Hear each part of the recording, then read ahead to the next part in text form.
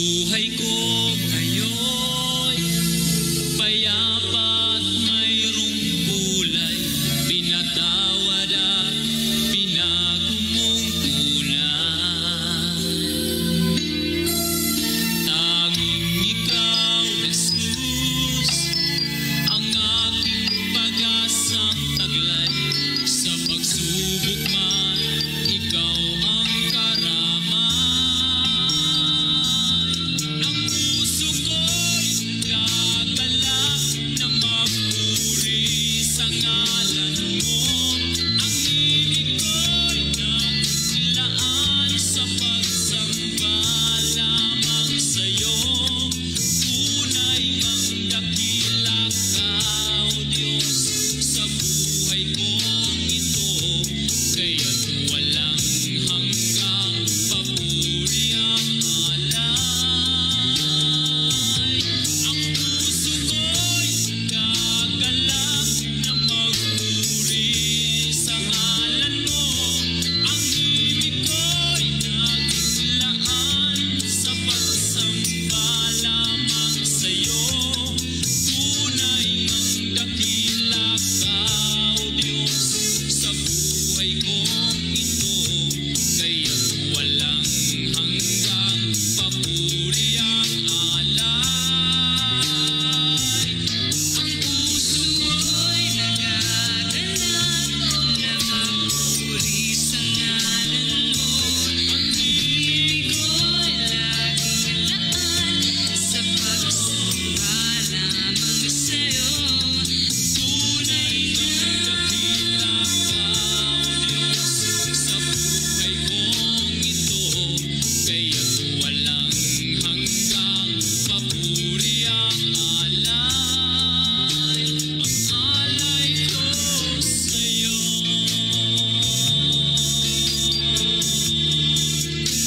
Ang alay ko sa'yo.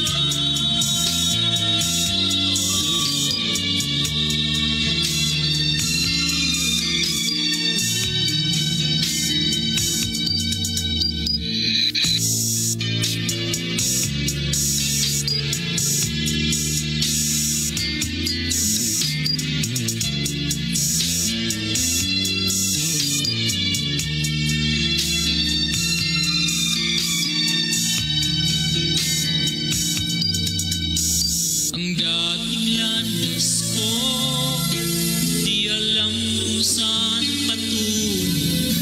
Puso at isip ko'y litong-lito.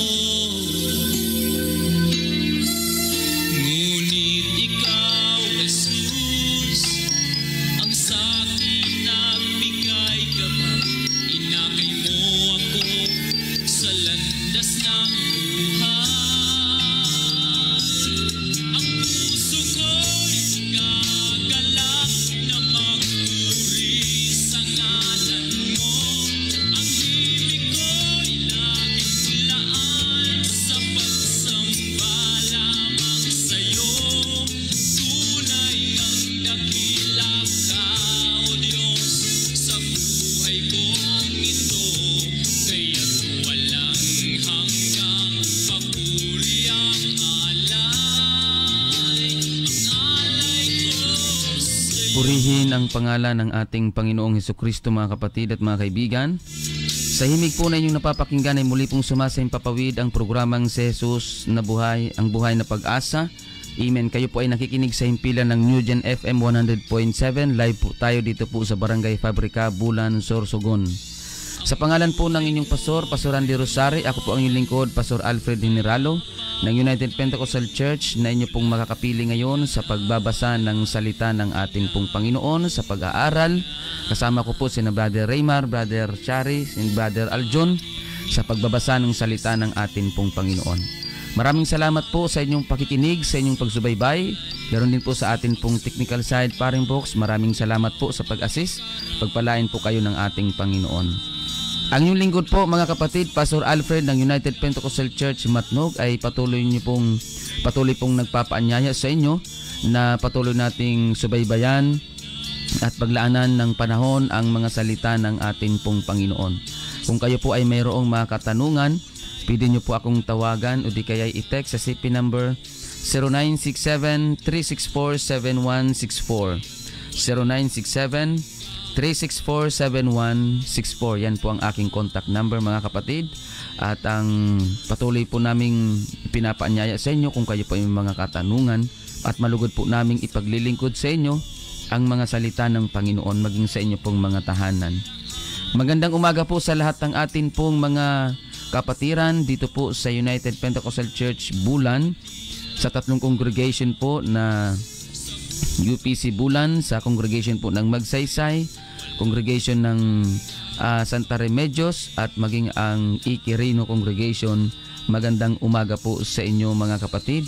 Magpatuloy lamang po tayo sa paglilingkod sa Diyos hanggang sa kanyang muling pagbabalik, sapagkat nalalapit na po ang muling pagbabalik ng ating Panginoong Jesucristo. Mga kapatid at mga kaibigan, sa lahat ng mga nakikinig sa kanila pong mga himpilan, sa kanila pong mga radio, magandang umaga po sa inyo lahat mga kaibigan. Sa lahat ng naabot ng himpilang ito sa buong probinsya ng Sorsogon at Masbate, magandang umaga po sa inyong lahat. Maging dyan po sa Ticao Island, dyan po sa Samar, dyan po sa Kapul at maging sa Masbate, dyan po sa Bihiya. Magandang umaga po sa inyong lahat mga kapatid. Pagpalain po kayong lahat ng ating Panginoon. Maging sa lahat ng atin pong mga Facebook Live viewers, magandang umaga po sa inyo. Sister Dolor Quezon, good morning. Sister Marlene Gulyoso, pagpalain po kayo ng Panginoon sa inyo pong panunood. Amen. Maging kay Sister Gemma Guelas, magandang umaga po. Pagpalain kayo ng Panginoon. Maging kay Sister Regine Chuji, dyan po sa UPC Japan.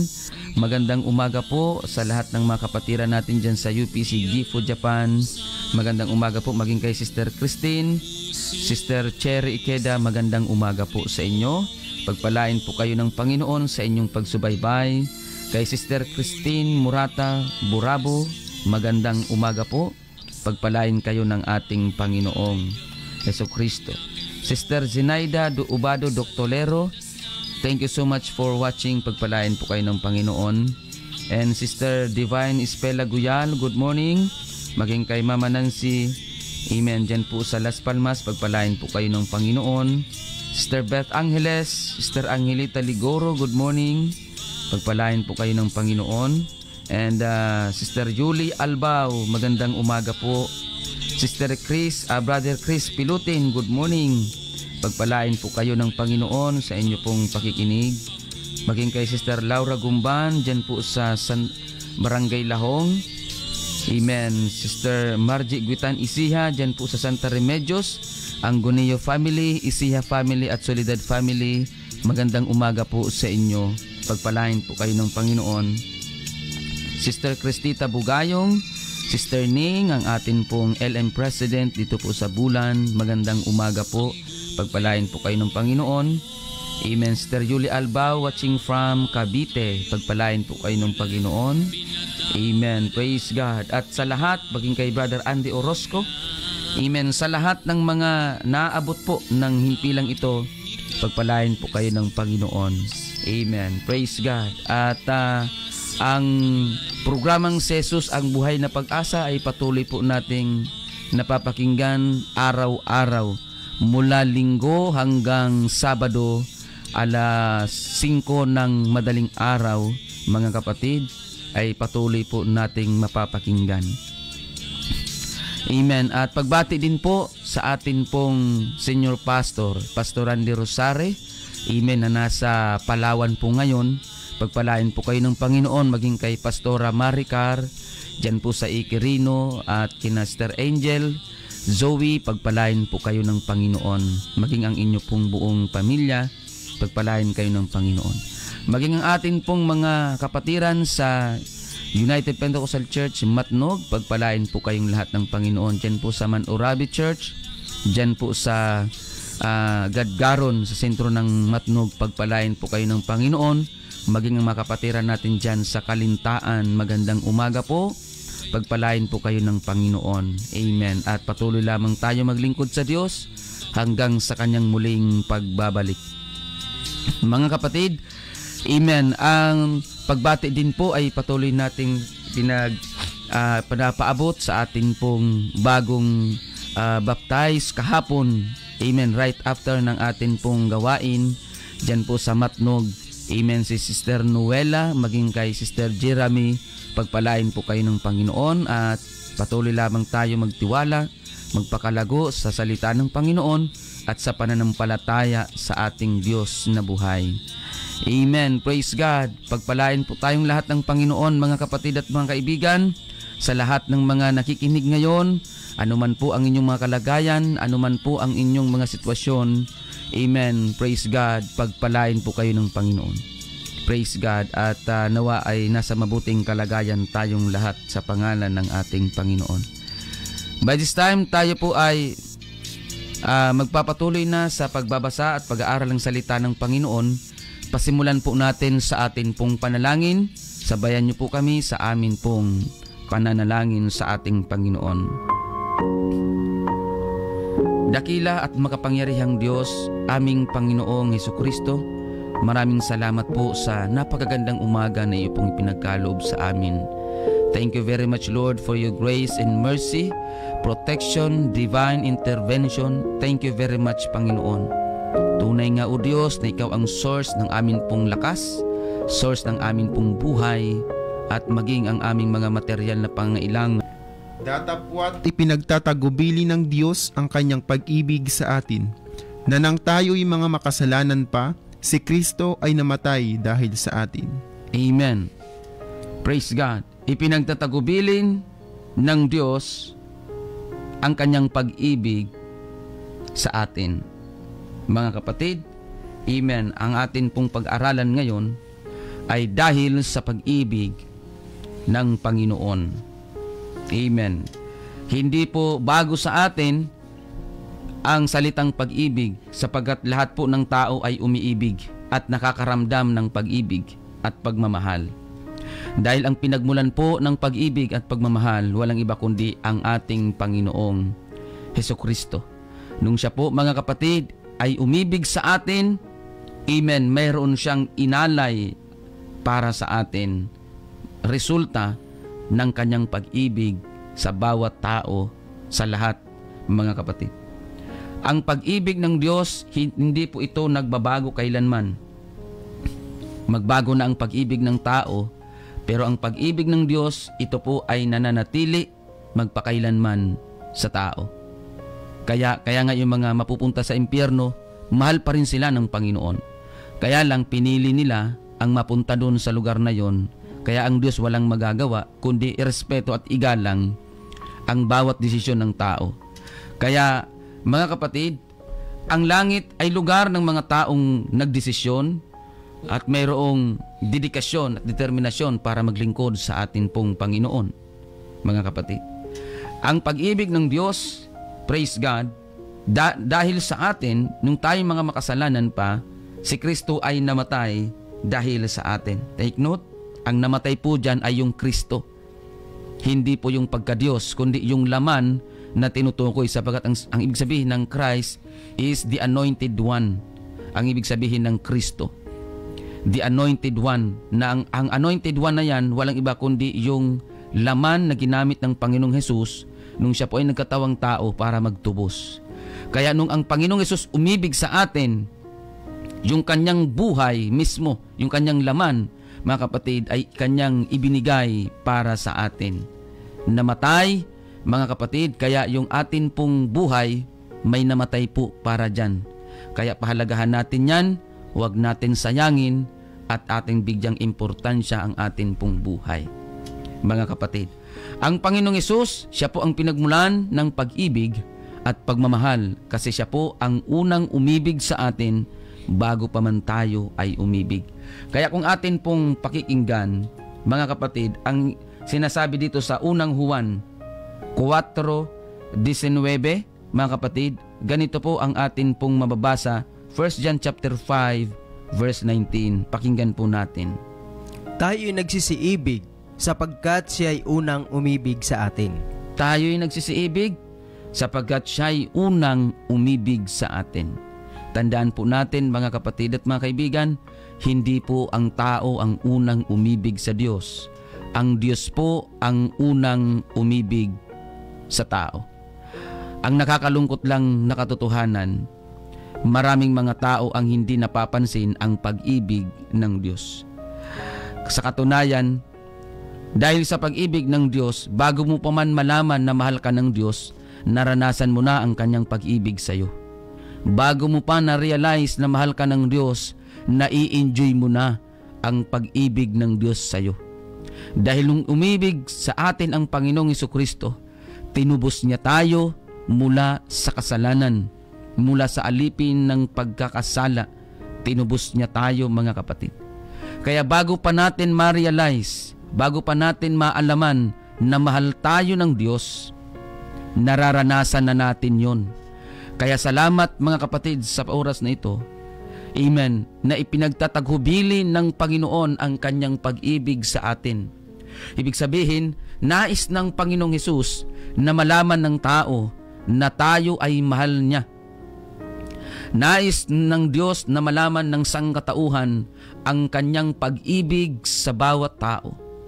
Kapatid at kaibigan, bago mo pa marinig ang mensaheng ito na mahal ka ng Panginoon, nararamdaman mo na at nararanasan mo na ang pag-ibig at pagmamahal ng Panginoon nung siya po, mga kapatid, amen, ay nagbuwis ng buhay para sa iyo, para sa akin, para sa Kanya, at para sa kanila, para sa ating lahat. Ang pag-ibig ng Diyos, wala itong pinipiling tao. Ano man ang ating kalagayan, ano man ang estado ng ating pong buhay, ano man ang ating pong mga sitwasyon, ano man ang ating pong mga kinalalagyan, mahal tayong lahat ng ating Panginoong Hesukristo. Hindi siya Diyos na nagtatangi, mga kapatid. Wala siyang tinatanging tao. Lahat ay mahal ng Panginoon. Kahit ikaw ay patuloy na nagkakasala, kahit ikaw ay patuloy na nag-iinsulto, kumukutya, mahal ka ng Diyos, kapatid at kaibigan. Ano man ang iyong kalagayan ngayon, mahal ka ng Panginoon, mga kapatid. Amen. Ano man ang iyong sinasabi o nasa isip tungkol sa Diyos, mahal ka ng Panginoon. Hindi mo man siya paniwalaan o paniwalaan mo man, mahal ka ng Panginoon. Kapatid, praise God, huwag mong sayangin ang iyong buhay sapagkat mayroong Diyos na totoong nagmamahal sa iyo. Marahil sa mundo walang nagmamahal sa iyo, pero ang Diyos patuloy na nagmamahal mula pa noon hanggang ngayon. Mahal na mahal tayong lahat ng ating Panginoong Hesukristo, mga kapatid. Kahit patuloy tayong nagkakasala, kahit may mga panahon na hindi natin siya binibigyan ng atensyon, hindi natin siya binibigyan ng oras, hindi natin siya binibigyan ng panahon, mga kapatid, nananatili pa rin tayong mahal ng ating Panginoon. Purihin ang Panginoon, mga kapatid. Ang sabi dito sa Lucas 1:68, pakinggan natin ang sinasabi ng Biblia. Purihin ang Panginoon, ang Diyos ng Israel, sapagkat kanyang dinalaw at tinubos ang kanyang bayan. Purihin ang Panginoon, ang Diyos ng Israel. Mga kapatid, ibig sabihin, mayroong ginave up ang Diyos para ipadama sa iyo, kapatid at kaibigan, ang kanyang pag-ibig para sa iyo. Kaya, huwag nating isipin na walang halaga ang buhay natin sapagkat mayroong tunay na Diyos na nag-alay ng buhay para sa atin. Kaya yung buhay mo ngayon, marahil sa mata ng iba ay walang halaga, pero sa mata ng Diyos, mahalaga tayo. Dahil hindi lang basta nung ang Diyos ay umibig sa atin, hindi lang basta sinabi ng Diyos, mahal ko ang tao, hindi. Hindi po mahilig ang Diyos magsalita. Dahil ang Diyos, mga kapatid, kapag siya po ay umiibig sa atin, ipinapadama ng Diyos ang nais niya para sa tao. Ngayon, ang Diyos ng Israel, wala nang iba, nag-iisa lamang po yan. Nagdalaw at nagtubos. Paano siya nagdalaw at nagtubos? Kasi ang pinag-uusapan natin dito ay ang pag-ibig ng Diyos. Ngayon, ang pag-usapan naman natin ay ano ang ginawa ng Diyos nung siya po ay umibig. Kasi ang sabi doon sa key verse na binasa natin, ipinagtatagubilin ng Diyos ang kanyang pag-ibig sa atin. Na nang tayo mga makasalanan pa, si Kristo ay namatay dahil sa atin. Yung Kristo yung laman. Ano ang ginawa ng Diyos bago niya may padama sa tao at para may padama niya sa tao ang kanyang pag-ibig? Ang sabi ng Biblia sa Lucas 1:68, nagdalaw at nagtubos. Siya po ang orihinal niyang kalagayan ay nasa langit. Nung umibig ang Diyos, dinalaw niya tayo at hindi lang basta dinalaw, tinubos tayo mula sa ating mga kasalanan. Paano ang Diyos nagdalaw at nagtubos? Pakinggan natin dito po mga kapatid. Sa Philippians chapter 2 verse 6 mga kapatid, pakinggan natin ang sinasabi ng Biblia. Na siya, bagamat nasaan yung Diyos, ay hindi niya inaring isang bagay na nararapat panangnan ang pagkapantay niya sa Diyos. Tuloy. Kundi bagkos, hinubad niya ito at nag-anyong alipin na nakitulad sa mga tao. Mga kapatid, ang paraan, ang pagdalaw at ang pagtubos ng Panginoon, mga kapatid, amen, hindi naman pwedeng magtubos ang Diyos na Espiritu. Hindi paano siya ipapako, mga kapatid. Dahil ang pagtubos, kailangan may banal na dugo na mabuhos. Yun ang paraan ng pagtutubos. Ngayon, itong nag-iisang Diyos, amen, ng Israel, na kung saan ito ang tunay na Diyos, nagdalaw at nagtubos. Sa paanong paraan, meron siyang ginawa. Mga kapatid, ang sabi dito, amen, praise God, hindi niya inari ang pagkapantay niya sa Diyos. Kung baga, hinubad niya ito at nag-anyong alipin na nakitulad sa mga tao. Mga kapatid, isinantabi ng Diyos kung sino siya, mga kapatid. Inalis niya sa kanyang isip kung sino siya, may padama lang sa atin ang kanyang pag-ibig sa atin. Kumbaga, inilebel ng Diyos ang kanyang sarili sa tao upang makita at maramdaman ng tao ang pag-ibig na sinasabi niya para sa tao. Ganon ka buti at kaganda ang Panginoong Hesukristo, mga kapatid. Para maramdaman ng tao ang kanyang pag-ibig sa tao, ang expression niya ay inilebel niya ang kanyang sarili. Hindi lang inilebel, mga kapatid. Praise God. Nagpakababa pa siya kaysa sa tao. Hindi lang niya inilebel, mga kapatid, sa tao ang kanyang sarili. Una niyang ginawa, isinantabi niya ang pagiging Diyos niya. Hindi niya sinabi sa mga tao, Diyos ako, paglingkuran niyo ako. Hindi lang niya sinabi nung umibig siya sa atin. Ang ginawa niya, mga kapatid, hindi lang niya inilebel ang kanyang sarili sa tao, kundi nagpakababa pa siya sa orihinal at sa kalagayan ng tao. Kaya nga nung siya'y nagkatawang tao, mga kapatid, amen, yung laman na nagagamitin niya, ipinanganak sa sabsaban. Ibig sabihin, walang tamang lugar, walang maayos na lugar, walang maayos na kalagayan. Ganun ang Diyos magpakababa para sa tao. Imagine, nilikha lamang tayo ng Diyos, pero anong ginawa ng Diyos nung tayo ay nagkasala, mga kapatid? Amen. Nagpakababa siya para sa atin, at hindi lang nagpakababa, mga kapatid, inalay pa ng Diyos ang kanyang buhay para sa atin. Kaya, mga kapatid at mga kaibigan, manhid lang ang hindi makakaramdam ng pag-ibig ng Diyos, mga kapatid. Kaya nga ako personally, naiinis talaga, nakakainis ang mga tao na hindi naniniwala sa Diyos. Kasi ang tao po na hindi naniniwala sa Diyos, sa demonyo yan naniniwala. Kasi dalawa lang po ang umiiral na dito sa mundo, at dalawa lang ang pwedeng paglingkuran ng tao. Kung hindi ang Diyos, ang dyablo. Kaya pag hindi ka kumikilala sa Diyos, automatic naniniwala ka sa dyablo. Kaya salamat sa pag-ibig ng Diyos, mga kapatid. Mapalad ang tao na nagbubukas ng puso, nagbubukas ng isip, nagbubukas ng pintuan ng kanilang tahanan para pag-aralan ng salita ng Panginoon, sapagat ang Biblia, ito po ay nagsisilbing love letter ng Panginoon, na kung saan dito nakatala ang mga dapat nating gawin at maipadama ng Diyos ang kanyang pag-ibig sa atin.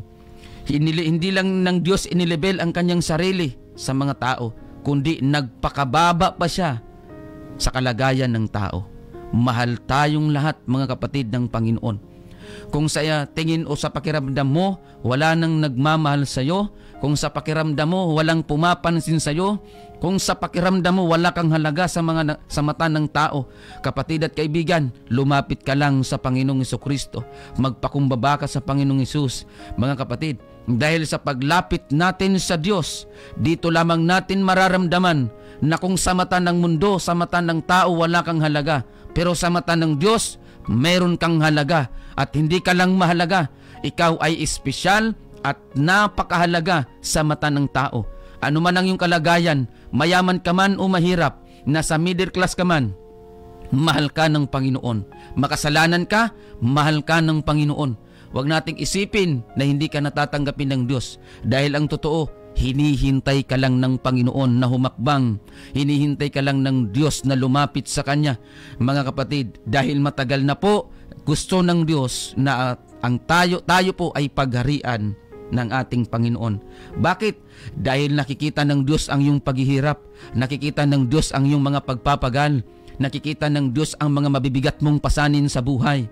Kaya ang Diyos, mga kapatid, ay matagal nang nagpapaanyaya sa tao. Lumapit tayo sa Kanya. Mga kapatid, amen. Hindi lang siya nagpakababa, namatay siya, yung kanyang laman para sa atin. Kaya nga, balikan natin yung teksto natin, Romans chapter 5 verse 8. Pakinggan natin ulit, mga kapatid, Romans chapter 5 verse 8. Datapwat ipinagtatagubili ng Diyos ang kaniyang pag-ibig sa atin, na nang tayo'y mga makasalanan pa, si Kristo ay namatay dahil sa atin. Maliwanag ang sinasabi, mga kapatid. Ang kamatayan ng laman ng Panginoong Hesukristo hindi dahil sa kapritsyo niya, hindi dahil sa ginusto niya, kundi dahil sa atin. Ang Diyos, meron siyang isinakripisyo hindi dahil sa kanino man, kundi dahil sa atin. Hindi dahil sa kagustuhan niya, hindi dahil sa kapritsyo ng Diyos, kundi dahil mismo sa pag-ibig niya sa atin. Ito po ang pag-ibig na ang tawag dito ay agape love, na kung saan unconditional love. Ang tao pag umibig, may kondisyon.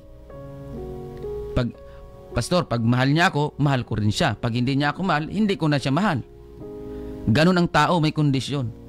Pero ang Diyos, kahit hindi mo siya pinapansin, kahit hindi mo siya binibigyan ng panahon, kahit hindi mo siya binibigyan ng atensyon, mahal ka ng Panginoon. Kapatid, amen. Ipadama din natin sa Diyos yung pagmamahal niya sa atin. Hindi po ako naniniwala na ang tao walang pagmamahal sa Diyos. Kapatid, mahal mo ang Diyos, wala ka lang panahon. Kapatid, wag nating sabihin wala tayong oras. May oras ka, hindi mo lang binibigay sa Diyos. Kaya nga may mga tao, kapag in-invite mo sa gawain, kapatid, dalo ka sa church, kailangan mong Panginoon, ang laging bukang bibig, wala akong time, busy ako, wala akong panahon. Kapatid, may panahon ka, hindi ka busy, nagbibisi-bisihan ka lang.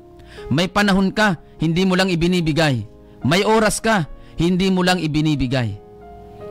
Mga kapatid, may atensyon ka para sa Diyos, hindi mo lang itinutuon sa Panginoon kasi nga busy ang tao sa kalayawan, busy ang tao sa sarili niya, busy ang tao sa sariling kapakinabangan niya, busy ang tao, mga kapatid, amen, sa mga material na bagay na kung saan at kung tutuusin nga, ang Diyos kayang ibigayan sa iyo kung uunahin mo lamang siya. Kaya wag nating sabihin, wala tayong panahon, wala tayong oras, mayroon, hindi mo lang ibinibigay, kapatid. Unang Juan 3:16, pakinggan natin ang sinasabi ng banal na kasulatan. Dito'y nakikilala natin ang pag-ibig sapagkat kanyang ibinigay ang kanyang buhay dahil sa atin. At nararapat nating ibigay ang ating mga buhay dahil sa mga kapatid. Amen. Mga kapatid at mga kaibigan, tandaan po natin ito. Ang totoong nagmamahal, mayroon niyang ibinibigay. Ang totoong umiibig, mga kapatid, ini-express yan. Ang pag-ibig, hindi po magiging totoo ang pag-ibig without expression. Hindi natin masasabing, Panginoon, mahal kita, Panginoon, iniibig kita, pero wala kang panahon, wala kang hindi mo binibigay ang iyong atensyon, wala kang oras sa Diyos, hindi mo totoong mahal ang Diyos. Kapatid at kaibigan, hindi mo totoong mahal ang Diyos kung wala kang panahon para sa Diyos. Mga kapatid, kasi ang Diyos, nung siya po ay umibig sa atin, hindi lang siya nagbigay ng atensyon, hindi lang siya nagbigay ng oras, hindi lang siya nagbigay ng panahon, pati buhay niya ibinigay niya. Kaya nga tama ang sinabi ng Panginoong Hesus ibigin mo ang Panginoon ng buong puso mo, buong lakas, buong kaluluwa, buong pag-iisip. Kasi dapat ang pagmamahal sa Diyos, hindi lang sa isip, hindi lang sa bibig, kundi pati itong buong ating pagkatao, kailangan ibinibigay natin sa Panginoon. Kaya nga ang pinaka-perfect example ng pagpapadama ng totoong pag-ibig, walang iba kundi kung ano ang ginawa ni Kristo nung siya po ay umibig sa atin. Para may padama mo ang totoo mong pag-ibig sa Diyos, mga kapatid, ibigay mo ang buo para sa Diyos. Huwag kang magtira. May mga tao kasi na nagbibigay sa Diyos partial. Panginoon, sa iyo ang buhay ko, pero ang bisyo ko, huwag mong pakialaman ito. Ang kalayawan ko, huwag mong pakialaman ito. Ang kapritsyo ko, huwag mong pakialaman. Ang prinsipyo ko, huwag mong pakialaman. Pero sa iyo ang buhay ko, hindi naman pwede yon.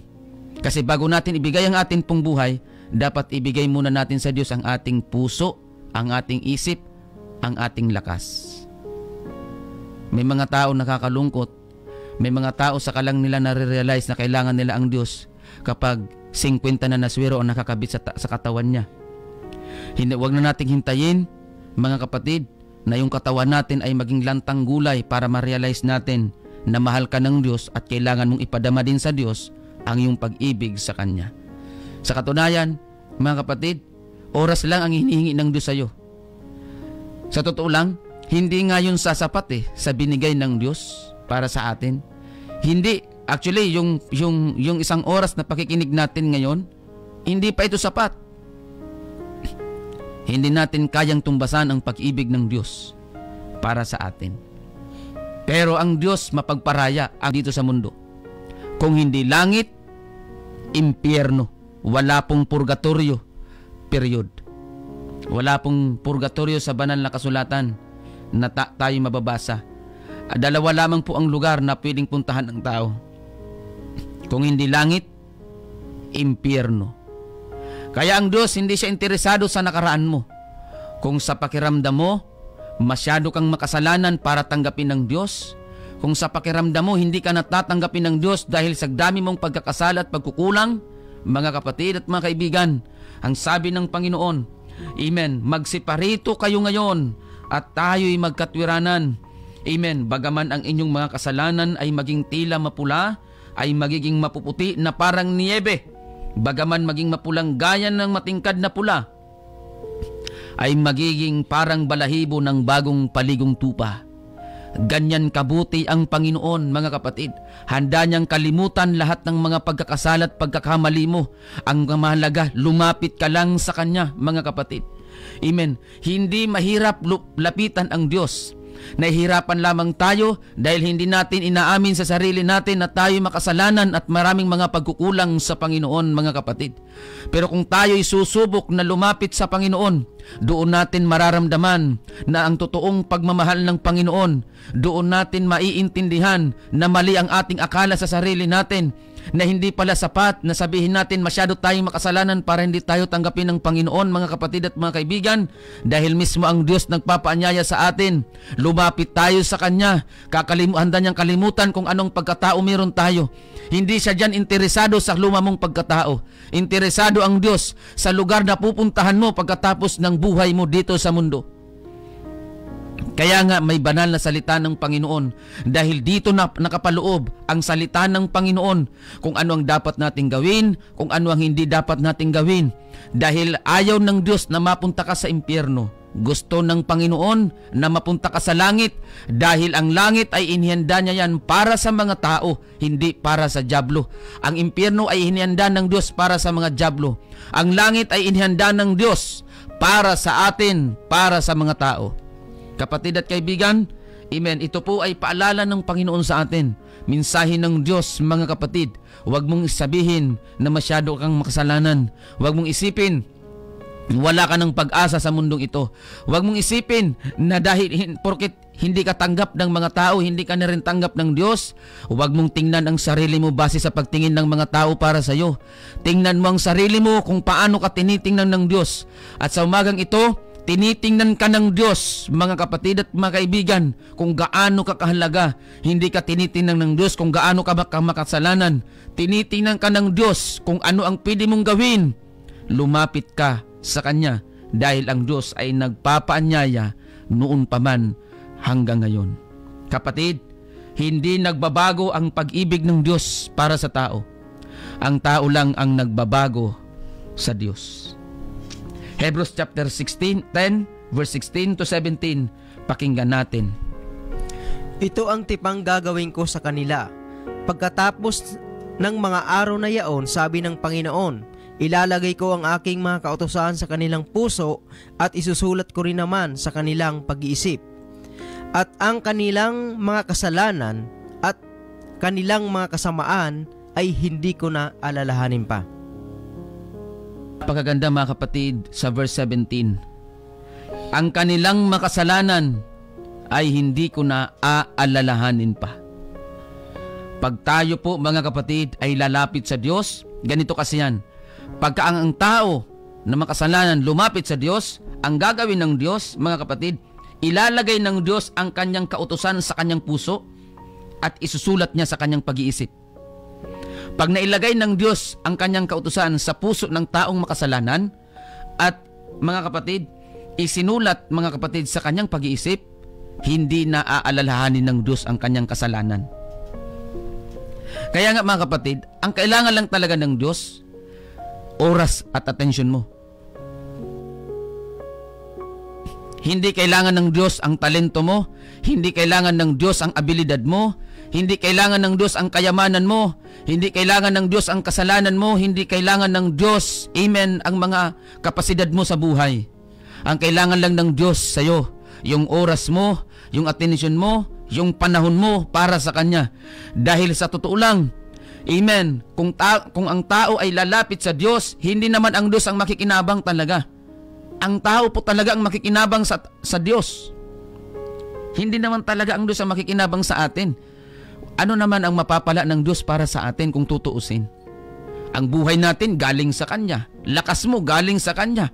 Kayamanan mo galing sa Kanya yan. Abilidad mo, talento mo, galing sa Kanya yan. Kaya lahat ng bagay na meron tayo, yan ay galing sa Diyos. Pero mga kapatid, ba't hindi natin maintindihan na kailangan lang ng Diyos ang oras natin, ang panahon natin, ang atensyon natin? Hindi naman tayo kailangan ng Diyos ang pera natin. Pera natin, mga kapatid, pag namatay tayo, hindi naman madadala natin yan. At sa katunayan, hindi kayang tumbasan ng pera kung ano ang pangangailangan natin sa sarili natin. Kapatid at kaibigan, kung ikaw man ay mayaman, aminin mo man sa hindi, may kulang dyan sa puso mo. May kirot dyan sa puso mo every time na naririnig mo ang mensaheng ito. Dahil ang totoong nagkukumpleto sa buhay ng tao at sa pagkatao mismo ng tao, walang iba kundi ang Diyos mismo sa pamamagitan ng Kanyang salita. At hindi sa mga material at pera na bagay sa mundong ito, mga kapatid. Amen. Kung sa tingin mo makasalanan ka, kaya kang tanggapin ng Diyos. Kung hindi ka man tanggap ng lipunan, hindi importante yon. Ang importante, kaya kang tanggapin ng Diyos. Kaya wag tayong masyadong makinig sa mga opinyon ng mga tao na hindi naman talaga makakatulong sa buhay natin. Mas pakinggan natin ang Biblia. Sapagat sa Biblia, dito natin mararamdaman, dito natin mauunawaan, dito natin makikita ang totoong pag-ibig at pagmamahal ng Diyos para sa atin. Mahal tayong lahat ng Panginoon. Romans 8:38 to 39, pakinggan natin. Sapagkat ako'y naniniwalang lubos na kahit ang kamatayan man, kahit ang buhay, kahit ang mga anghel, kahit ang mga pamunuan, kahit ang mga bagay na kasalukuyan, kahit ang mga bagay na darating, kahit ang mga kapangyarihan, kahit ang kataasan, kahit ang kababaan, kahit ang alinmang ibang nilalang, ay hindi makapaghihiwalay sa atin sa pag-ibig ng Diyos na nasa kay Kristo Jesus na Panginoon natin. Binanggit doon mga kapatid ni Apostol Pablo ang mga posibleng makapaghiwalay, mga kapatid. Pero yung mga bagay na yon ay hindi talaga makapaghihiwalay ng pag-ibig ng Diyos para sa atin. Take note, yung pag-ibig ng Diyos, hindi yan pwedeng hadlangan at hindi yan kayang hadlangan kahit si Satanas. Hindi kayang hadlangan ni Satanas ang pag-ibig ng Diyos para sa tao. Pero ang pag-ibig ng tao, yun ang naghihiwalay sa atin at sa Diyos. Kaya nga mga kapatid, ang tanong dito ngayon ng Diyos sa atin, kung totoong mahal natin siya, paano natin ito ipapadama sa Kanya at paano natin ito ipapakita sa Diyos, yung pag-ibig natin sa Kanya. Dahil nung ang Diyos ay umibig sa atin, ipinakita niya ito sa atin. Until now, ipinapakita ng Diyos sa atin ang Kanyang pag-ibig. Na kahit wala kang oras, kahit wala kang panahon, mahal ka pa rin ng Panginoon. May hininga ka pa rin, may buhay ka pa rin. May material na bagay ka na nakukuha, na hindi mo kailangan mamalimos para makakain. Yun ay pag-ibig ng Diyos sa atin. Bagamat salat tayo sa material na bagay, pero hindi natin may kakaila na ang pinakakayamanan sa mundong ito hindi talaga material, kundi Diyos at malusog na pangangatawan. Kahit bigyan ka, Brother Raymar, ng 1 trilyon, pag araw-araw ka naman din na dialysis, wala rin yun. Payag ka po, Badjare? Bigyan ka ng 100 million o kaya 100 billion, pero weekly ka dinadialysis. Bawal ka kumain ng mga gusto mo. Anong aanhin ko ang 100 billion kung wala namang saysay itong aking katawan? Mga kapatid, pag-ibig ng Diyos hindi kayang paghiwalayin ng kamatayan, hindi kayang paghiwalayin ng kababaan, ng kahirapan. Mga kapatid, maging ang mga bagay na darating ay hindi makapaghihiwalay sa atin sa pag-ibig ng Diyos. Kaya kapatid, mahal ka ng Panginoon. Anuman ang mangyari, mahal ka ng Panginoon. Last verse siguro na atin pong ipaglilingkod na salita ng Panginoon. Pakinggan natin Mateo 11:28. Magsiparito sa akin, kayong lahat na nangapapagal at nangabibigat ang lubha, at kayo'y aking papagpapahingahin. Kapatid, may nagbuwis ng buhay para sa iyo, kaya huwag mong isipin na walang halaga ang buhay mo. Dahil iba ang pagtingin ng mga tao sa mundo kaysa sa pagtingin ng Diyos na umibig para sa iyo. Mga kapatid, marahil pagod ka na. Marahil pagod ka na sa kasalanan. Marahil pagod ka na, mga kapatid. Amen. Praise God sa iyong mga mabibigat na pasanin sa buhay. Isa lang ang panyaya ng Diyos sa atin. Magsiparito. Lumapit tayo sa Panginoon at bibigyan niya tayo ng kapahingahan. Hindi kamatayan, kundi kapahingahan. Gusto mo ba na magkaroon ng ginhawa, kaginhawaan ang iyong kaisipan, amen, sa mga problemang iyong kinakaharap? Mga kapatid, alam ng Diyos na nabibigatan ka. Nararamdaman ng Diyos ang iyong pakiramdam sa problema mo yung iyong dinadala. Alam ng Diyos kung gaano kabigat ang iyong pasanin. Alam ng Diyos, amen, kung ano ang nararamdaman mo. At alam ng Diyos, nakikita ng Diyos ang kalagayan mo. Kapatid, inaanyayahan ka ng Panginoon. Marahil gusto mo nang lumapit sa Diyos, kaya lang mayroon kang iniisip. May isang bagay kang iniisip na nagiging hadlang at pumipigil sa iyo para makalapit sa Diyos.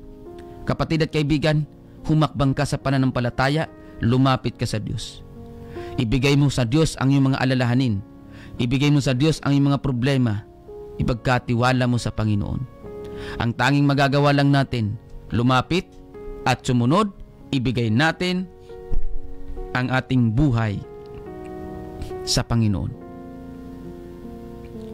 Hindi tayo magugobyernuhan ng Diyos kung hindi natin hahayaan na paggobyernuhan tayo ng Diyos. Ang tamang paraan ng panggogobyerno ng Diyos sa tao, sa Biblia po natin ito masusumpungan at mababasa.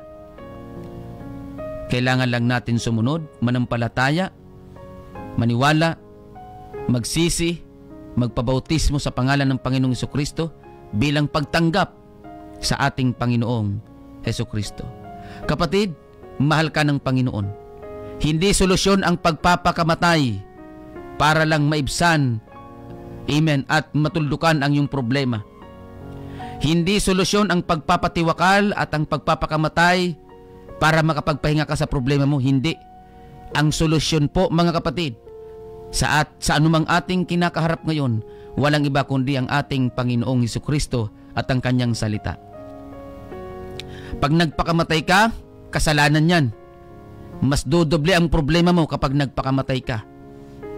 Dahil kasalanan sa Diyos ang kitlin ang sarili nating buhay. Yang buhay na binibigay sa iyo ng Panginoon, hindi mo pag-aari yan. Sa Diyos yan. Kaya ibigay mo yan sa Diyos dahil sa Diyos yan. Wala tayong pag-aari sa mundong ito. Hindi kamatayan, hindi pagpapakamatay ang solusyon sa problema natin. Ang solusyon lamang sa problema natin, paglapit sa Diyos, sa Panginoong Hesus, at pagsunod sa kanyang mga utos. Yun ang tamang solusyon at pag-aalay ng buhay para sa ating Panginoon. Mga kapatid, salamat sa Diyos sa umagang ito at sa mensaheng ito na patuloy na ipinapaalala ng Panginoon sa atin. Mahal ka ng Panginoon, kapatid. Amen. Mahal ka ng Panginoon. Huwag mong tingnan ang sarili mo base sa pagtingin ng mga tao sa paligid mo para sa iyo. Tingnan mo ang sarili mo kung paano ka tinitingnan ng Diyos at kung paano ka pinapahalagahan ng Diyos.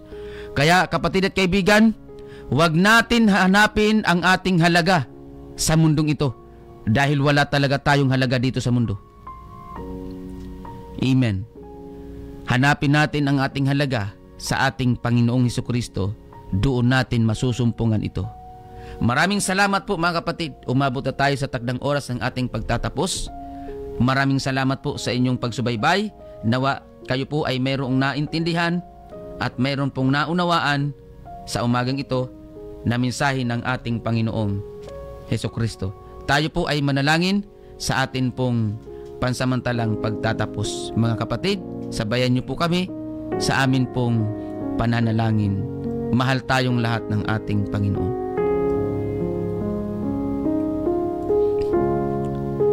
Dakila at makapangyarihang Diyos, aming Panginoong Hesukristo.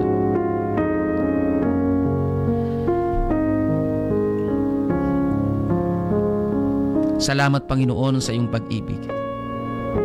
Salamat na bago pa kami umibig, ikaw ang unang umibig sa amin. At hindi lang basta ikaw ay umibig, kundi pinatunayan mo sa amin kung gaano mo kami kamahal sa pamamagitan ng buhay na iyong inalay para sa amin. Panginoong Hesus, mangusap ka po sa puso at isipan ng amin pong mga kababayan. Sa lahat ng mga nakikinig ngayon, sa lahat ng mga nanonood, hipuin mo po, Panginoon, ang kanilang mga puso at isipan na maramdaman nila ang iyong pagmamahal, ang iyong pag-ibig. Maramdaman nila, Panginoon, at makita nila ang kanilang halaga, hindi sa mata ng tao sa mundong ito, kundi makita nila ang kanilang halaga sa paningin mo, Panginoon. Hipuin mo, Diyos, ang kanilang mga puso upang kanilang maintindihan at maunawaan ang iyong mga salita na ipinahayag ng iyong abang lingkod. Lord Jesus, mahal ka namin, Panginoon. Tulungan mo, O Diyos, ang amin pong mga kababayan na may padama din nila ang kanilang pagmamahal sa iyo sa pamamagitan ng kanilang pagsunod, sa kanilang paglapit sa iyo at sa kanilang pag-alay ng buhay para sa iyo. Thank you very much, Lord. Tulungan mo po lahat ng mga nakikinig ngayon na marahil hindi nila nararamdaman ang kanilang halaga at hindi hindi nila nakikita ang pagmamahal ng mga tao para sa kanila, at hindi nila nakikita ang halaga nila sa mundong ito, Panginoon, hipuin mo ang kanilang mga puso na hindi man nila nararamdaman ang mga bagay nito sa sanlibutan, maramdaman nila ito sa piling mo, Panginoon. Maraming salamat po. Ito pang aming samot dalangin. In Jesus' name, Amen. Mga kapatid, maraming salamat po sa inyong pagsubaybay. Amen. Maraming salamat po sa inyo pong paglalaan ng oras at panahon sa salita ng atin pong Panginoon. Amen. Praise God. At kung kayo po ay mayroong mga katanungan, kung kayo po ay mayroong mga prayer requests, at kung gusto nyo pong mag-aral ng salita ng Diyos sa inyong mga tahanan, malugod po namin ipaglilingkod sa inyo ang salita ng Panginoon. Tawagan nyo lamang po ako sa CP number 0967-364-7164. 0967-364-7164. Yan po mga kapatid ang akin pong contact number. Muli, ako po ang inyong lingkod, Pastor Alfred Dineralo ng United Pentecostal Church, Matnog. Kasama ko po sa Bible reading si Brother Raymar, Brother Chari, Brother Aljon. Maraming salamat po sa technical side, Paring Box. Salamat po, si DJ Box.